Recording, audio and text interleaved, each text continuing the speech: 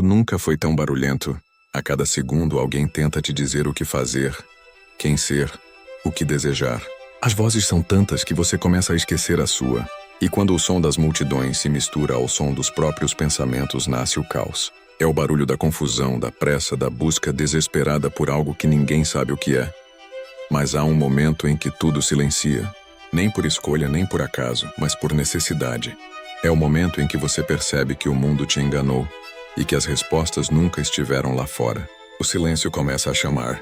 E no início esse chamado assusta, porque ele vem do vazio. O vazio é frio. É desconfortável.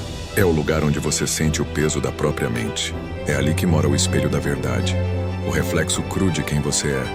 Sem filtros, sem personagens, sem máscaras. O vazio é o deserto da consciência, onde não há distração possível, apenas o som da própria respiração. A maioria foge desse lugar. O ser humano aprendeu a preencher tudo. O tempo, o espaço, a dor. Mas o rei aprende a habitar o vazio. Ele entende que o silêncio é o campo de batalha onde os fracos enlouquecem e os fortes despertam. O chamado do vazio não é um convite, é um teste. Um portal que separa o homem comum do homem consciente. E quando você atravessa esse portal, o mundo muda de cor. As ilusões perdem o brilho, as mentiras perdem o sentido e as pessoas passam a ser espelhos ambulantes das suas próprias fraquezas. No começo, há medo. Medo de perder o que se conhece. Medo de soltar o que conforta. Medo de descobrir que a maioria das coisas que você acreditava eram muletas. Mas é só quando você aceita o medo que o vazio começa a te ensinar. Ele te mostra que tudo o que você procurava lá fora, paz, propósito, respeito, amor, sempre esteve dentro. Só estava enterrado sob o barulho das vozes alheias. O vazio não te mata. Ele te limpa. Ele arranca o que é falso até que reste apenas o essencial. E o essencial é brutalmente simples. Você é tudo o que tem. E o que você é quando está sozinho é o que define o que será quando o mundo te observar. A mente então desce ao abismo. E o abismo não é um lugar físico, é psicológico. É a descida até os recantos mais escuros da própria consciência. É ali onde vivem os medos que você finge não ter, os traumas que você tentou enterrar, e as vozes que dizem, você não é suficiente. Mas aqui está o segredo. O abismo fala a língua da coragem. Ele não é inimigo, é mestre. Ele te força a encarar o que você evita. E quando você olha de volta para ele, sem desviar, algo dentro de você muda. Você entende que o medo é apenas um espelho da sua força mal direcionada. Toda vez que você sente medo, significa que está diante de uma versão maior de si mesmo. E quanto mais fundo você desce, mais claro tudo se torna. É paradoxal. Quanto mais escuro o caminho, mais luz você encontra. Porque a luz não vem de fora, vem do choque entre a tua consciência e a tua dor. E no fundo desse abismo, você encontra o peso da solidão. O tipo de solidão que não é ausência de pessoas, mas ausência de ruído. Você percebe que ninguém pode te acompanhar até esse ponto. Os amigos, a família, o mundo, tudo fica do lado de fora. A caminhada interior é solitária por natureza, porque só você pode lidar com as tuas próprias sombras. E é nesse ponto que o rei começa a nascer. Porque a solidão é a incubadora da força. Enquanto os outros fogem dela, o rei a transforma em templo. Ele aprende a se sentir em casa dentro do silêncio. Ele entende que o respeito verdadeiro começa no olhar de quem não precisa provar nada para ninguém. Mas o mundo não entende quem se cala. O mundo confunde silêncio com fraqueza e calma com desistência. E é aí que começa o julgamento do silêncio. As pessoas passam a te chamar de frio, de distante, de estranho.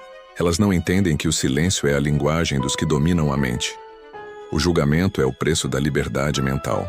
Porque quando você para de viver conforme o barulho externo, o barulho interno começa a gritar.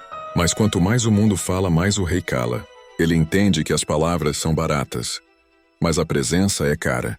E quem aprendeu a estar em silêncio, carrega uma autoridade que o ruído não alcança. O silêncio é poder, mas antes de se tornar poder, ele é dor. É desconforto, é vazio, é um deserto mental. E nesse deserto a rebelião interna começa. O velho você resiste. A mente antiga tenta te prender nas velhas narrativas. Você não é capaz. Você vai fracassar. É melhor desistir. Essas vozes não são o inimigo. Elas são o eco do passado, o reflexo das tuas experiências anteriores tentando sobreviver. Mas o novo não nasce sem conflito. A consciência precisa lutar contra as próprias limitações, e é nessa guerra que o ego começa a ruir. A fúria da consciência surge quando você percebe o quanto foi cego, o quanto viveu preso em ciclos de aprovação, distração e medo. A raiva que nasce não é contra o mundo, é contra a própria ignorância. Mas essa raiva é necessária. Ela é o fogo que derrete a antiga forma, para que uma nova consciência surja. A dor se torna professora, a raiva se torna energia, e a clareza começa a emergir do caos. É nesse ponto que nasce o despertar da clareza. Você começa a ver as pessoas como elas são, não como se apresentam. Começa a enxergar padrões, mentiras, repetições. Você percebe que a maioria não quer evoluir, quer conforto, e que o conforto é o maior inimigo da transformação. A clareza liberta, mas também isola, porque você já não consegue mais se envolver em conversas vazias, em dramas pequenos, em metas sem alma. Você se afasta naturalmente, não por arrogância, mas por incompatibilidade vibracional. E então vem o preço do entendimento. Saber demais te torna estrangeiro entre os próprios. Você começa a carregar o peso de enxergar o que ninguém quer ver. Mas é nesse isolamento que o poder mental se solidifica. O rei aprende a caminhar só, não por falta de companhia, mas por abundância de propósito. A solidão se transforma em santuário, e o silêncio, antes um castigo, vira o lar. O silêncio é o ferro bruto. A mente é o fogo, e o espírito, o martelo que molda o impossível. Quando o homem aceita o silêncio, ele entra na forja. Ali tudo o que é fraco se quebra, tudo o que é falso queima, e o que sobra é puro, essencial, indestrutível. A forja não é um lugar físico, é o processo mental de reconstrução, um ciclo de destruição e renascimento, onde o ego antigo morre para dar lugar ao rei interior. O calor da forja é o desconforto das novas ideias, a dor de abandonar velhos hábitos, a chama da autodisciplina, que derrete as desculpas e deixa a alma nua diante do espelho. Todo rei foi um guerreiro que perdeu inúmeras batalhas internas, mas ele aprendeu que cair faz parte da estratégia, porque cada queda é uma aula disfarçada, cada derrota é uma revelação. O rei não foge da dor, ele a domestica, transforma o que o destrói em combustível. Ele entende que o sofrimento é inevitável, mas o desespero é opcional. Enquanto o mundo busca prazer, o rei busca propósito, porque o prazer é momentâneo, mas o propósito é eterno. O prazer vicia, o propósito liberta, a forja é lenta. Não existe atalhos, não há truques, não há sorte. A forja é o campo onde a consistência reina e o imediatismo morre. Você quer resultados rápidos?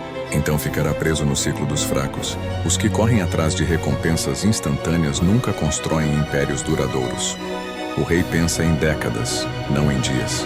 Ele planta sementes invisíveis, sabendo que o tempo é aliado, não inimigo.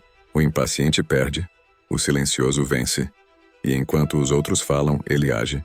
Enquanto os outros dormem, ele planeja. Enquanto os outros se distraem, ele constrói. A mente forjada no silêncio é fria como aço e quente como sangue. Porque o rei sente tudo, mas não reage a nada de forma impulsiva. Ele observa, ele calcula. Ele age quando a hora é certa. Dominar a mente é como segurar uma espada flamejante. Se você não estiver preparado, ela te consome. Mas se dominar o fogo, nada pode te tocar. A mente é o verdadeiro campo de guerra. Não há inimigo maior que ela. E também, nenhum aliado mais poderoso. A mente fala sozinha, cria inimigos imaginários, constrói futuros que nunca existirão. Ela é criadora e destruidora, e apenas o rei consegue usar esse poder de forma consciente.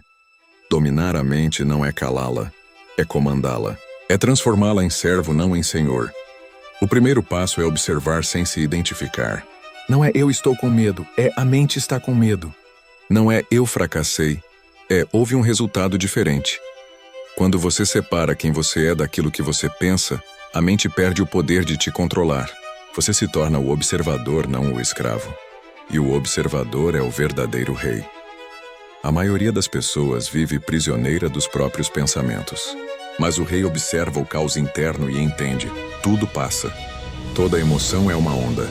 E quem surfa a onda, não se afoga nela. A disciplina mental é a armadura invisível do rei. Ela não é conquistada em um dia, mas no atrito diário entre vontade e distração. É fácil meditar quando está tudo bem. Difícil é manter o foco quando o mundo desaba. Mas é aí que a mente mostra de que é feita. O rei sabe. Autocontrole é poder. E quem não domina a própria mente será dominado por alguém que domina a dele. Por isso ele treina o olhar, a calma, a resposta. Ele aprende a não reagir ao caos, mas a reescrevê-lo. A mente do rei é como um espelho imóvel. Pode haver tempestades, mas o reflexo permanece. Depois que o fogo consome o ego, algo novo emerge das cinzas. Não mais o homem comum, mas a consciência desperta.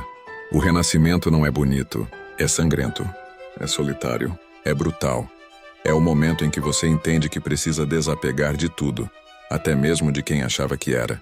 A antiga identidade ruirá. As velhas metas parecerão pequenas. Os velhos desejos perderão o brilho.